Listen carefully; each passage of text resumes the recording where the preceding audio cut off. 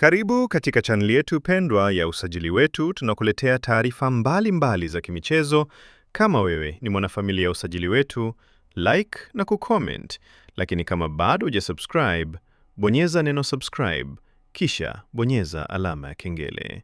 Klabu kubwa ya Ligi Kuu Tanzania Bara, Simba Sports Club, imethibitisha kwamba imefungua mazungumzo ya kina na kiungo katili wa kimataifa Alphonce Mabula mwenye umri wa miaka 22 ili kumpata mchezaji huyo kujiunga na kikosi cha kwanza Simba SC kwa dirisha la usajili ambalo linaendelea kufunguka kwa kasi.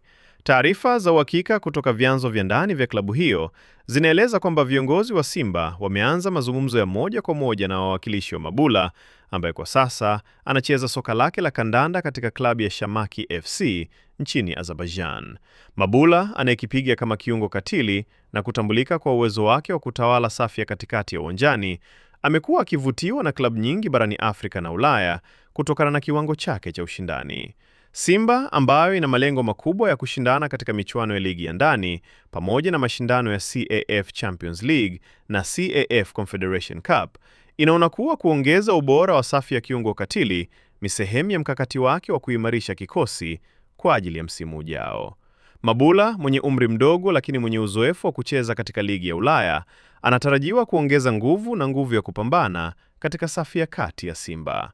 Chanzo chetu kinasema kwamba mazungumzo ya Simba na Mabula yamelenga masharti ya mkataba, posho ya mchezaji na malipo ya usajili kwa klabu yake ya sasa ya Shamaki. Hadi sasa pande zote mbili zinashughulikia masuala hayo na zinatarajiwa kushirikiana kwa karibu kabla ya kufikia mwafaka wa mwisho. Alphonce Mabula ambaye amejizolea heshima kutokana na uwezo wake wa kutoka nyuma na kuendesha mchezo, ameonyesha kiwango cha kushangaza msimu uliopita na Shamaki FC, jambo ambalo limeifanya Simba kuonyesha nia thabiti ya kumleta Dar es Salaam. Mabula pia ni mchezaji ambaye anaweza kucheza nafasi kadhaa za kiungo, jambo linalomfanya awe nyongeza muhimu kwa kikosi chochote. Kwa upande wa Simba SC, uongozi wa klabu umekaa na timu ya ufundi kujadili mikakati ya usajili kama sehemu ya kujiandaa kwa kampeni za msimu ujao wa Ligi Kuu Tanzania Bara na mashindano ya kimataifa. Hadi sasa mabosi wa Simba hawajajitangaza rasmi kuhusiana na muamala huu, lakini vyanzo vya ndani vinasema kwamba ni suala la muda kabla ya kutangazwa hadharani. Taarifa hii inatajwa kuwa mojawapo ya usajili unaowezekana kupata mvuto mkubwa kwa mashabiki wa Simba na soka la Tanzania kwa ujumla.